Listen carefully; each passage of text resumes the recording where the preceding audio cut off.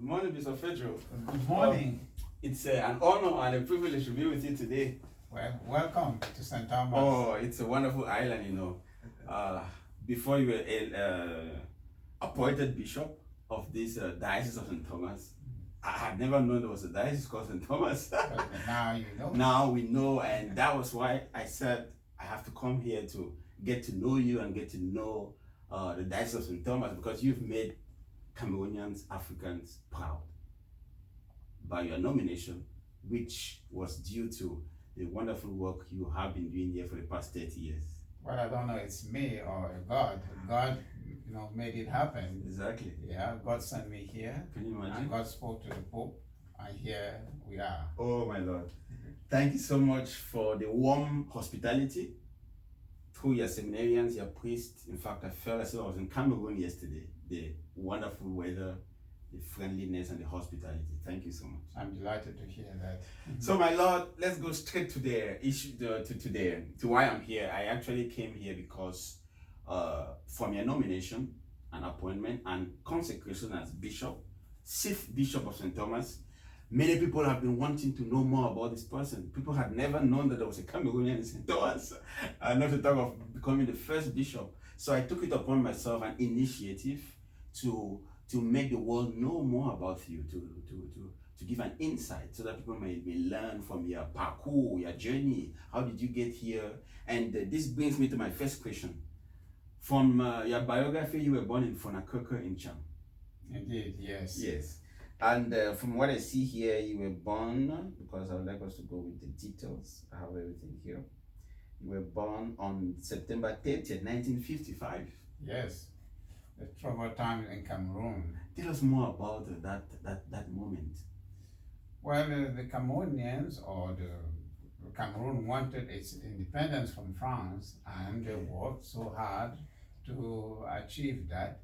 But during that time, the war broke down, and many people in Cameroon, yes, perhaps did not know what was happening in the western part of Cameroon where I was born.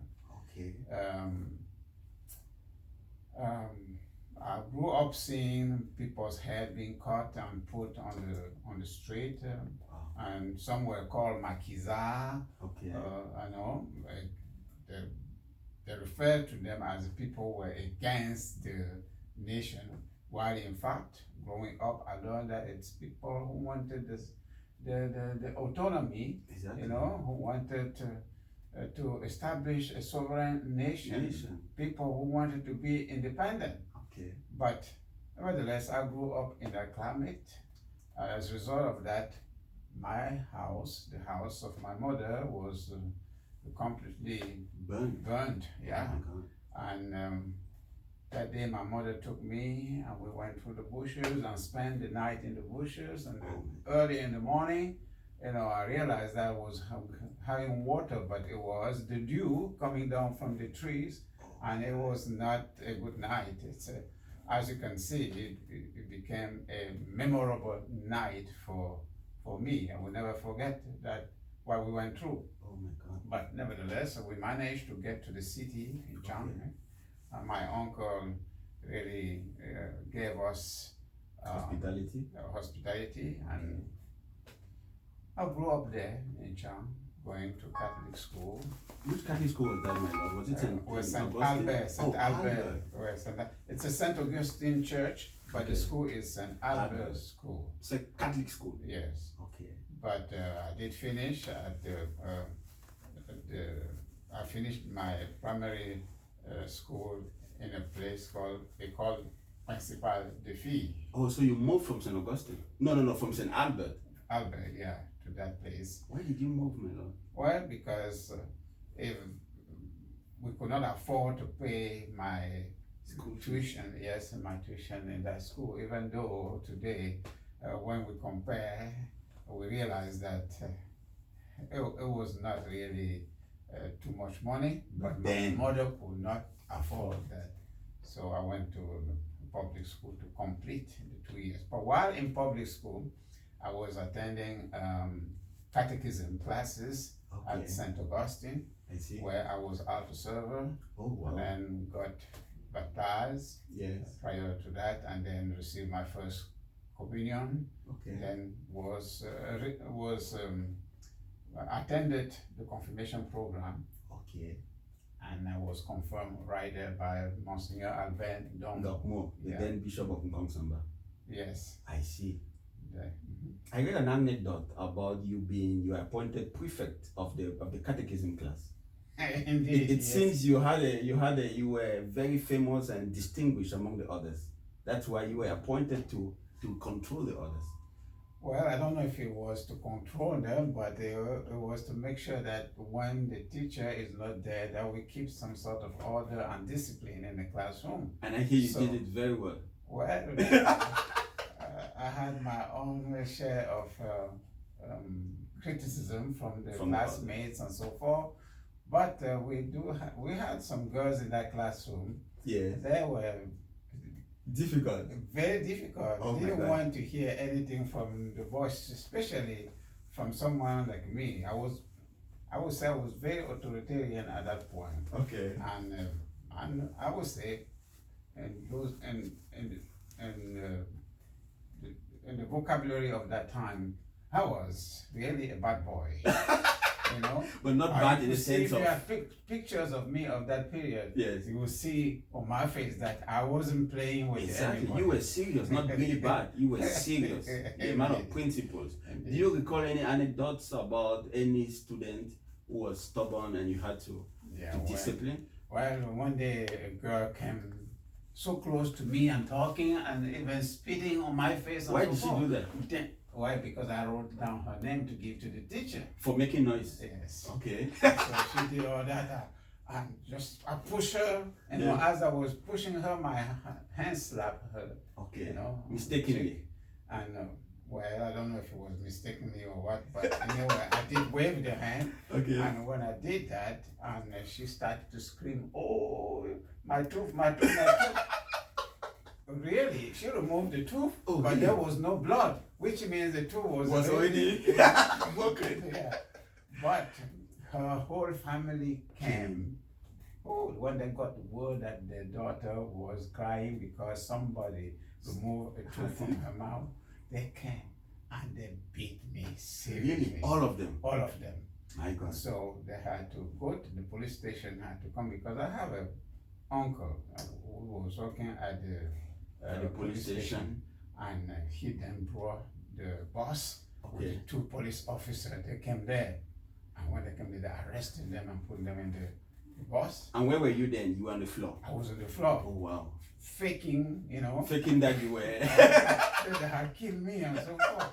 So, but to make a long story short, they then took them to the commissariat or to the police station, then released them and asked them to pay fine because they should not have, come and and beating you that way. Because it was their way of taking the law into their own hands. Into their own hands. So your uncle intervened. But after paying the fine, my uncle came home. Okay. Woke me up and got the belt. Yes. And gave me another beating. So I should not have done that. Okay, you should not have. I was given a responsibility. I carry out that responsibility, and then of course, using my hand, I created that problem. But since that day, I've never slapped anybody. I never even found myself, in a situation where I would be, fighting. But people always respected me anyway. Okay, that's a very interesting anecdote. Thank you very much. So from Chang, you've completed in St. Albert, and then you moved to, from what I have here, you moved to that was in 1967. You completed in St. Albert, and then you attended St. John's College of Christian Brothers of Quebec in Banga. So did you move to Banga after that? No, when I had my certificate of primary school.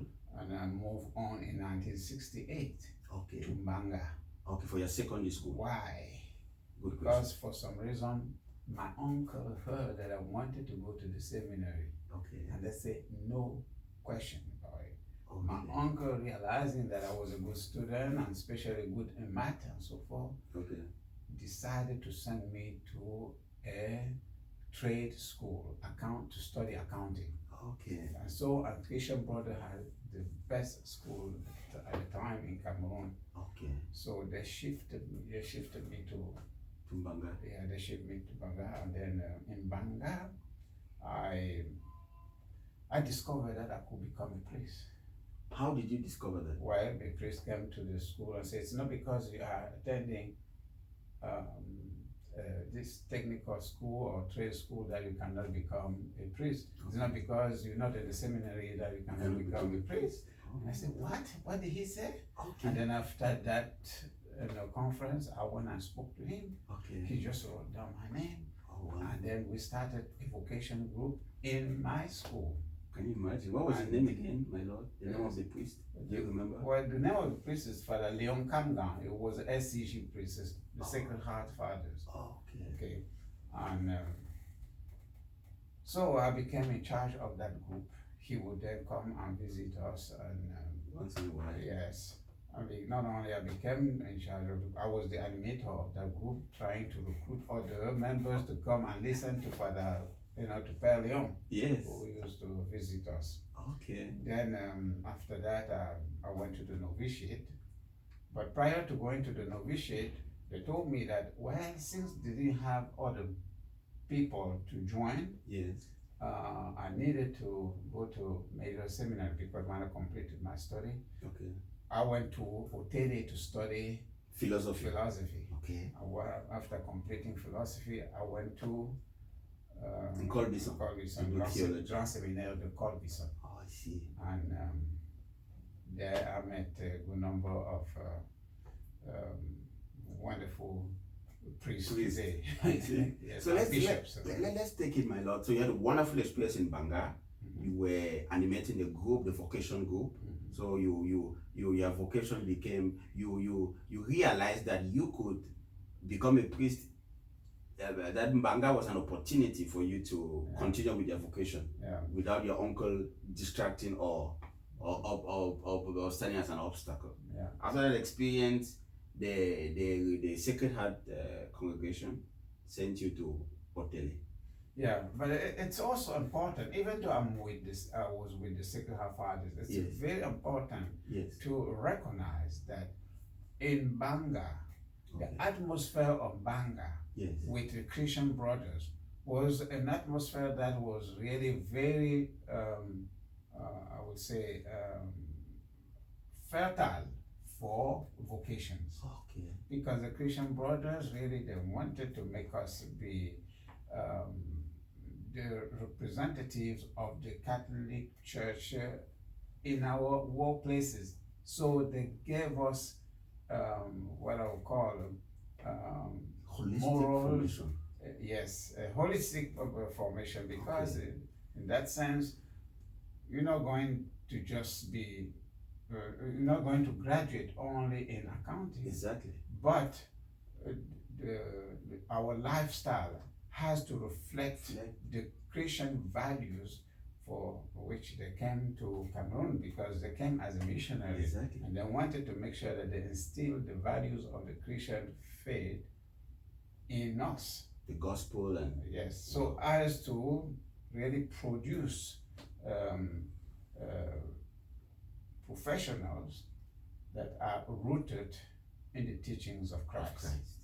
So, with that type of foundation, it was easy for me because I already wanted to become a priest. Exactly. So I was already prepared to welcome any given vocation recruiter, into my heart and my mind. And Father Leon happened to be the recruiter at that moment. Okay. But the credit has to go to the Christian brothers. To the Christian brothers. Yeah. For the wonderful education and holistic formation that they and for accommodating and facilitating that type of transfer. I see. Yes. So profound appreciation go to to the Christian brothers who are listening to us worldwide for Yes. having inspired young people. Some became, you see, we have the first bishop, the very first Cameroonian born African bishop in the whole world. In fact, the very first continent that has had an African from Cameroon appointed as